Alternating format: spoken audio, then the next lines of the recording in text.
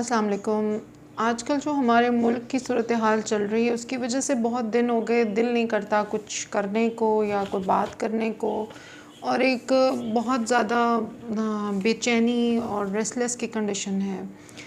मैं ये समझती हूँ कि सारी ज़िम्मेदारी हम किसी न किसी को ब्लेम कर रहे हैं। सारी इस सिचुएशन में लोग या तो हम इदारों को ब्लेम कर रहे हैं या हम सोसाइटी के बहुत सारे लोगों को ब्लेम किया जा रहा है, इदारों को। मैं मानती हूँ ये बातें बिल्कुल जस्टिफाइड हैं, लेकिन एज अ डॉक्टर मेरा ये क्वेश्चन है, एज अ हीलर, के पिछले इतने सालों में, कितने साल हो गए मुझे प्रैक्टिस करते हुए, मेरा ये क्वेश्चन है कि ये जितने भी लोग इस वक्त इदारों के सरबराह हैं या इदारों में काम कर रहे हैं या इदारों में किसी पोजीशन पे हैं, ये सब के सब लोग जो हैं ये किसी ना किसी घर से तरबियत लेके आए थे। इनको किसी माँ ने परवरिश की थी, इनको किसी हाउस होल्ड में सिखाया गया था कि ऑनेस्टी क्या है, करेक्टर क्या होता है, सक्सेस के क्या क्राइटेरियाज़ हैं, कामयाबी का मेयार क्या है, और हम कौन हैं, हमें हमें किन मॉरल जो वैल्यूज़ हैं उनके ऊपर हमें चलना है। किसी न किसी जगह मैं चाहती हूँ कि हम सब इस बात की ज़िम्मेदारी लें कि हम सब इसमें इक्वली इन्वॉल्व हैं, हम सब इस सिचुएशन के इक्वली ज़िम्मेदार हैं। क्योंकि मुझे ऐसा लगता है कि बहुत सारी जो हमारी ख़वातीन हैं या जो माएँ हैं या जो बहनें हैं, with all due respect to everybody, मैं आपके घर में जो आपकी ड्यूटीज़ होती हैं, जितना काम हमारी माएँ बहनें घरों में कर रही हैं, मैं उस हाउस होल्ड जो उनके काम होते हैं उसको मैं अंडरमाइन नहीं कर रही हूँ। लेकिन मुझे ऐसे लगता है कि हम औरतों से कोताही हुई है। हम औरतों ने पिछले 75, 72, 70 ईयर्स के अंदर, जी मैं एक बात ही सुनते आई हूँ कि जी माँ घर में रहेगी तो बच्चे की अच्छी परवरिश होगी, माँ घर में रहेगी तो बच्चे को बहुत अच्छा, वो उसको तरबियत में बहुत फ़ायदा होगा हमें, ठीक है। तो फिर मेरा क्वेश्चन ये है कि हमारी 80% पॉपुलेशन औरतों की, बल्कि 90 से ज़्यादा % पॉपुलेशन औरतों के घरों में बैठी है बच्चे की तरबियत करने के लिए, हाँ, एक नस्ल की तरबियत करने के लिए। तो 70 ईयर्स के अंदर ऑलमोस्ट 2 नस्लें जो हैं 30-30 साल की अगर आप लगाएं तो वो माशरे में आ चुकी हैं। तो हमारी माँओं ने फिर कौन सा रोल प्ले किया है, कौन सा फैक्टर इसमें, मुझे कोई एक फैक्टर भी नज़र नहीं आ रहा है ऐसा यहाँ पे कि कोई भी इदारा, किसी जगह पे कोई बाकिरदार इंसान हो, कोई खुददार किस्म की यूथ आपने परवान चढ़ाई हो। इसमें दीन का कोई ताल्लुक़ नहीं है, फ्रैंकली दीन का इसमें कोई ताल्लुक़ नहीं है। इंसानियत, मॉरल वैल्यूज़, इखलाकी इक़दार, गलत और सही, सही को सही कहना, गलत को गलत करना, ये सब इंसानियत के दायरे में पहले आता है और मज़हब तो बहुत बाद में आता है। मज़हब को सिर्फ़ तौहीद और अल्लाह की जो एक हमारी एक सिस्टम है हमारा कि हम किसको पूजेंगे, वो अल्लाह ताला ने हमें एक ब्रांड दिया था और हम उस ब्रांड की जो आइडेंटिटी थी, उसके फेस पे जो सुन्नत थी, वो हमारा पूरा एक लेसन था कि हमने कैसे इखलाक के साथ, कैसे अच्छे इंसान बन के अपने दीन को रिप्रेजेंट करना है। मगर अनफॉर्चुनेटली पिछले 70 साल में अगर हमारी ख़वातीन घरों में बैठी रही हैं और घरों में बैठ के जी हम तरबियत कर रही हैं, इंक्लूडिंग मी, तो हमने कौन सी ऐसी जनरेशन बाहर निकाली है कि जो जिसके अंदर इतनी मॉरल करेज हो कि वो गलत को गलत और सही को सही कह सकें। क्या हमारी औरतों ने कहीं कोई गलती तो नहीं हो गई हमसे, कहीं हमसे कोई बहुत बड़ी मिस्टेक हो गई है? क्योंकि द फैब्रिक ऑफ सोसाइटी इतना बुरा हो गया है, इस हद तक सब कुछ ख़राब हो गया है कि I have a very genuine question to raise कि पिछले 70 इयर्स में अगर हमारी माओं ने, बहनों ने घर में बैठना था, उन्होंने वर्किंग वुमेन नहीं बनी, उन्होंने स्किल सेट उनको नहीं दिया गया, उनको एजुकेशन नहीं दी गई, उनको एम्पावर नहीं किया गया, सिर्फ़ और सिर्फ इसलिए कि इन्होंने एक जनरेशन की तरबियत करनी है। एंड आई एग्री कि एक जनरेशन की तरबियत के लिए you need a dedicated mother. अब मैं समझती हूँ कि शायद अगर हमारी माएँ जो घरों में थी, जो हमारी 2 जनरेशन 3 जनरेशन पहले की माएँ थीं, वो तो बहुत सिंपल औरत थी, वो बहुत सादा औरत थी, वो बहुत नॉन मटेरियलिस्टिक औरत थी एट जर्नल 90 मतलब एट मेजॉरिटी। अब तो आप देखें ना कि अब तो हर बंदा मटेरियलिस्टिक हो गया है। तो ये सोसाइटी को कि जो सोल थी सोसाइटी की, जो फैब्रिक था सोसाइटी का, उसमें कनात को डालना, फेथ को डालना, थोड़े पे खुश रहना और अपनी आधे ग्लास भरे हुए को देखना। और अगर आपके पास छत है, आपके पास खाने को है, तो अपनी औलाद को आप शुक्रगुजारी सिखाना और उनको हलाल हराम की तमीज़ सिखाना और गलत और सही ज़राए से आने वाली इनकम को डिफ़रेंशिएट करना सिखाना और माँओं का ये कहना कि हम जो हैं वो मतलब एक करैक्टर जो है वो घर से शो होता है। अब मेरे पास तो ऐसी ख़वातीन आती हैं यानी वो मिठाई लेके आ रही होती हैं कि जी हमारे मतलब मैं 20 साल से देख रही हूँ, मिठाई लेके आ रही हैं क्योंकि जो उनके बेटे की इनकम टैक्स में नौकरी हो गई, अब 3-4 बहनों का जहेज़ भी बहुत अच्छा बनेगा, शादियाँ भी बहुत अच्छी होंगी, छिले भी बहुत अच्छे हो जाएंगे और उसके बाद पूरा घर जो है हमारा गाँव में ज़मीनें भी ख़रीद लेंगे। तो ये इसके ऊपर खुशी वो औरत ही मना रही है ना, वो माँ ही मना रही है ना। यानी घर में माँ ने सक्सेस का क्राइटेरिया अल्लाह को खुश करना नहीं बनाया, इंसानियत को प्रायोरिटाइज़ करना नहीं बनाया। माँ ने ये सिखाया है बेटे को भी और बेटी को भी, कहीं से भी ले आओ, कैसे भी ले आओ, बस हमें माल या हमें ज़रूरतें हमारी पूरी होनी चाहिए। और ये बात अक्सर वो बच्चियां भी मेरे पास करती हैं आके, जो घरों से जॉब्स करने निकली हुई होती हैं। वो कहती हैं कि किसी को इस बात की टेंशन नहीं होती है कि हम कहाँ से पैसे ला रही हैं। As a doctor I see all kind of girls and women, and I empathize and I like to listen, I like them to ventilate their issues, and I have come to this conclusion कि अब वो लोग ख़त्म हो गए हैं। जो माँ जिसे औरत जिसे हम खुदा का नूर कहते थे ना ज़मीन पे, इंसानियत का नूर था, वो चाहे वो ज्यू हो, चाहे क्रिश्चियन हो, चाहे वो एथियस्ट हो, अगर वो अच्छा इंसान नहीं है, अगर उसमें इंसानियत नहीं है, उसमें बेसिक सेंस नहीं है, तो वो किसी भी मज़हब का हो या ना हो, इससे कोई फ़र्क नहीं पड़ता। एक्चुअली में ऐसे लोगों का इस्लाम को ना ओन करना बेहतर है, क्योंकि वो इस्लाम की मिसप्रेजेंटेशन कर रहे होते हैं। तो मेरा क्वेश्चन ये है कि 75 इयर्स में हम औरतें घरों में बैठी थीं ये अहद करके कि हम जो हैं वो बहुत अच्छे से लोग परवरिश करके बाहर निकालेंगे, तो फिर ये हमने कैसे लोग परवरिश किए हैं? ये कौन लोग हैं? ये पैसे के पीछे इतने अंधे क्यों हैं? अगर मैं मर्दों से बात करती हूँ, लड़कों से बात करती हूँ, तो वो कहते हैं हम पे प्रेशर बहुत है औरतों की तरफ से टू प्रूव आवर वर्थ। चाहे हम करप्शन से पैसे लाएं, चाहे हम किसी के का कब्ज़ा ग्रुप से पैसे लेके आएँ, चाहे हम भत्ता लेके आएँ, हम पे बहुत प्रेशर है। औरतें बहुत कंपैरिजंस करती हैं, उसके मियाँ ने उसको LCD ले दी, उसके मियाँ ने बड़ी गाड़ी ले ली, उसकी बहन को इतना जहेज़ मिला।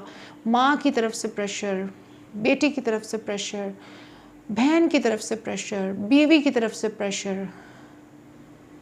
आई थिंक एज वुमेन हमें सोचना चाहिए, हमें सोचना चाहिए कि हमारा भी हिसाब होना है, हमें भी इसमें रोल प्ले करना था जो हमने नहीं किया। आपकी ख्वाहिशात बहुत जायज़ है, मैं मानती हूँ। आप अपनी ख्वाहिशात के लिए अपने आप को एम्पावर करें, अपने आप को स्किलफुल करें, अपने आप को इतना एम्पावर करें कि आप घर बैठ के इनकम बना सकें। आपका कोई राइट नहीं बनता है कि आप अननेसेसरी डिमांड्स और मटेरियल्स की ख्वाहिशात का ढेर अपने खामद के सामने लगा दें, या सो कॉल्ड बॉयफ्रेंड्स और ये सब जो कुछ चल रहा है, इसमें जितनी बच्चियां इन्वॉल्व होती हैं वो कहीं ना कहीं हम तक पहुंचती हैं। उनकी लाइफ की मिजरी जो है वो हम देखते हैं। They have a lot of material, मगर उनको नींद नहीं आती, उनके पास कुछ नहीं है इन टर्म्स ऑफ स्पिरिट, क्योंकि उनकी सोल मर गई है, क्योंकि उनके ख़ानदान, उनके घरों से इतना प्रेशर है उनके ऊपर टू प्रोवाइड मटेरियल्स। क्या मटेरियल इतना बड़ा है कि हम अपने सोसाइटी का फैब्रिक ही तबाह कर दें इसके लिए? अगर आपकी बेटी के कम जहेज़ पे शादी होती है और नहीं भी होती शादी, तो ऐसे ससुराल वालों को अपने क्या करना है जो लिस्टें दे दे के आपकी बेटी लेके जा रहे हैं? ज़ाहिर है बाद में आपको 3 बच्चे भी उस बच्ची के पालने पड़ेंगे। आपको तो पहले ही उनको इनकार कर देना चाहिए। तो इस सारे में हमारा एक किरदार है, एंड किसी को अच्छा लगे या बुरा लगे, as a women I am very sad, I am very very sad, क्योंकि हम औरतों ने वो किरदार नहीं अदा किया। हमने वो लोग नहीं पैदा किए जो 1947 में लड़ गए थे, जिनके अंदर ईमान का नूर था, जिनके दिलों से रोशनी निकलती थी, जो किरदार के बहुत घनी थे, क्योंकि उनके घरों में सादा औरतें थीं, उनके घरों में अल्लाह माशा अल्लाह सुबहान अल्लाह कुछ खौफ खुदा। उनके पास बड़ी बड़ी बुक्स नहीं थी, उनके पास बड़ी बड़ी डिग्रीज़ नहीं थी, लेकिन उनके पास नूर था, ईमान था। हमारे पास नहीं है। हमारे पास ब्रांड्स हैं, हमारे पास मेकअप के ब्रांड्स हैं, हमारे पास बहुत कुछ है, मगर हमारे पास ईमान की ताकत नहीं रही। जब औरत जहाँ से चश्मा फूटना था नूर का, वो ही जब मटेरियल और ब्रांड्स और इन सब चीज़ों में इतना घुस जाएगी। देखिए, ये चीज़ें बुरी नहीं हैं, मैं ये नहीं कह रही कि ब्रांड्स बुरे हैं या आपका कपड़े पहनना बुरा है या मेकअप करना बुरा है। नो, मेरे पॉइंट को प्लीज़ गलत मत लीजिएगा। मैं ये कह रही हूँ कि अगर आपको इन चीज़ों का इतना शौक़ है तो आप अपने अंदर स्किल्स पैदा करें to earn your own income. आप घर में एक पार्लर चला सकती हैं, आप अपने आप को बुटीक बना सकती हैं, कपड़े टेलर कर सकती हैं, ड्रॉप शिपिंग कर सकती हैं, ऑनलाइन अमेज़ोन पे क्रिएटिव काम सीख सकती हैं, आप क्रिएटिव असिस्टेंट बन सकती हैं। ट्यूशन लोग पढ़ाते हैं यहाँ से बैठ के, कनाडा और अमेरिका, कुरान की, और बच्चों को इंग्लिश पढ़ाते हैं, डॉलर्स में चार्ज करिए। बट अपने आप को, कमर को सोफे से उठाइए। और मर्दों को हम एक लंबी लिस्ट पेश करती हैं। I think this materialism has gone beyond the limit now, कि हम पाकिस्तान को स्टेबल करने की हदों से भी आगे निकल गए हैं। मैंने बहुत गरीब लोगों के घरों में भी यही प्रॉब्लम देखी है, मैंने बहुत अमीर घरों में भी यही प्रॉब्लम देखी है कि जो मटेरियलिज्म है और एक बंदा कमाने वाला है और उसके ऊपर बहुत सारी ख्वाहिशात का, किसी ने बहनों की शादी करनी है, किसी ने कुछ करना है, तो इस सारी बातों में बहुत कुछ सोचने की बात है। अगर मैं बात करना शुरू करूं तो मटेरियलिज्म पे अलग से बात होगी, फेथ पे अलग से बात होगी। How much material is important आज के दौर में? क्या ये उतना इम्पॉर्टेंट है कि हमारी वार्डरोब में 10 से 20 जोड़े या 50 जोड़े हों? आइदर यूर अ हाउसवाइफ और यूर नॉट अ हाउसवाइफ। क्या लॉन के 50 जोड़े लेना इज़ इम्पॉर्टेंट, 20 जोड़े लेना इज़ इम्पॉर्टेंट, या 10 जोड़े लेना इज़ इम्पॉर्टेंट? मेरा इन चीज़ों पे बात बहुत अलग अलग बात हो सकती है। मेरा कहने का मतलब ये है कि हम लोगों का जो फैब्रिक ऑफ सोसाइटी है उसमें कहीं ना कहीं माँओं ने एक किरदार अदा करना था, अपने बच्चों की एक करैक्टर, एक किरदार साजी करनी थी, कि वो गलत और सही के ऊपर कॉम्प्रोमाइज़ ना करें, गलत काम को गलत समझें, ऊंची आवाज़ में बोलें, सच बोलें, झूठ ना बोलें, बददयांती ना करें। और हर कीमत पे ये रूल्स बच्चों में हमने डालने थे, लेकिन ये नहीं डाले गए, और इसका ये नतीजा हुआ है कि हमारी पूरी सोसाइटी का फैब्रिक जो है वो तबाह हो चुका है। हमारे पास अब अच्छे लोग ही नहीं हैं, हमारे पास अब कुछ रहा ही नहीं। Pakistan is at the verge of एक अनस्टेबिलिटी क्रिएट नहीं की जा रही है, क्रिएट हो इसलिए रही है क्योंकि हम इसे होने दे रहे हैं। और इसको होने कौन दे रहा है? होने वो दे रहे हैं क्योंकि हम सारे एक जैसे हैं। मैं भी ऐसी होंगी शायद, मुझे नहीं पता होगा, शायद मेरे बच्चे भी इस काबिल नहीं हैं जो मैं बात कर रही हूँ। लेकिन ओवरऑल ये सब लोग जो हमारे इसमें आते हैं, जॉब्स के स्ट्रक्चर में आते हैं, ओवरऑल पाकिस्तानी जो एम्प्लॉयज़ हैं उनको पूरी दुनिया में नहीं लिया जाता, लेना ही नहीं चाहते वो, क्योंकि ये काम नहीं करते, मेहनती नहीं है, हमारी हड्डी में काम नहीं है। पाकिस्तानी एम्प्लॉयज़ की जो एक्सेप्टेबिलिटी है बाहर कंपनीज़ के थ्रू रैंकिंग में, वो बहुत नीचे है। They will take Indian, Sri Lankan, Bangladeshi, they will take Filipino, but हमारे लोग काम नहीं करते। मैंने ख़ुद बाहर ये एक्सपीरियंस किया है कि हम एक काम करवा रहे थे घर का, और उसमें चाइनीज़ 2 लोग आते थे, और वो यकीन करें कि वो सुबह 8 बजे से लेकर शाम 5:30 तक हमने कभी उनकी आवाज़ नहीं सुनी। हमने नहीं कभी सुना कि वो बैठे बातें कर रहे हैं, उनकी ब्रेक्स हो रही हैं। उन्हें हमसे ज़्यादा टेंशन होती थी, और 5:30 के बाद वो नज़र नहीं आते थे। Like a machine they will work and they will leave the place without any kind of arguments कि ये ऐसे हुआ, ये वैसे हुआ। हमारे लोगों में एक शायद हम कर्स्ड हैं कि काहली हम लोगों में है, हम मेहनत नहीं करना चाहते, या हम में डाली नहीं गई, या मुझे अक्सर ऐसे लगता है कि मैंने अब ओवरऑल बहुत इस बात पे रिसर्च की है कि जो भी ख़वातीन वर्किंग है ना, जिनके बच्चे उनकी माँ अपनी माँओं को काम करता हुआ देखते हैं, पढ़ता हुआ देखते हैं, सुबह के लेक्चर की तैयारी, कंटेंट की तैयारी, काम की तैयारी, अपने बाल भी ठीक रखने, नहाना भी है, शॉपिंग भी करनी है, कुकिंग भी करनी है, वो बच्चे ज़्यादा वेल मैनेज्ड हैं, वो बच्चे ज़्यादा रियलिस्टिक हैं, वो बच्चे बहुत ज़्यादा डिसिप्लिन्ड हैं एज़ कम्पेयर टू जो बच्चे 100% अपनी माँओं पे रिलाई करते हैं, वो घरों पे होती हैं, और उन बच्चों की वो स्किल्स मैंने अभी डेवलप हुई इतनी नहीं देखी हैं। ये मेरी एक अपनी ज़ाती राय है। इस राय से बहुत सारे लोगों को मुझे ज़ाहिर है इत्तेफाक नहीं होगा, बट मैं समझती हूँ कि दूसरों पे उंगली उठाना बहुत आसान है। हम ख़वातीन को अपने हिस्से की ज़िम्मेदारी उठानी पड़ेगी, और क़यामत के दिन हमें जवाब देना पड़ेगा कि हमने किस तरह के लोग पैदा किए थे। क्योंकि देखिए, मज़हब तो बहुत बाद में आता है ना, हज, सदका, ज़कात, ये सारे जो पिलर्स हैं, जो भी चीज़ें, हम पहले इंसान तो पैदा कर लें ना। इंसान ही नहीं है कोई, इंसानियत रही ही नहीं हमारे माशरे में। हम बिलो द बेल्ट हमारे काम हो रहे हैं, दे आर टेकिंग, और करने वाले भी कर रहे हैं और हुए जा रहे हैं इतने अरसे से, और ओवरऑल सोसाइटी का बाकी फैब्रिक भी हमारे सामने ही है। तो आई वुड रिक्वेस्ट कि जिनको मेरे पॉइंट ऑफ व्यू से डिसएग्री है वो ज़रूर इजहार करें नीचे कमेंट सेक्शन में। मैं I will try to develop a dialogue. लेकिन बस मैं बहुत खफा सी हूँ, उदास हूँ आजकल इस सिचुएशन पे जो बनी हुई है, और बहुत दुख है, बहुत तकलीफ़ से गुज़र रहे हैं हम सब लोग। हमारा बहुत प्यारा मुल्क है, बहुत ही कुर्बानियों से हासिल किया गया था, और इसको नूर का सरचश्मा होना चाहिए था, लेकिन ऐसा हुआ नहीं।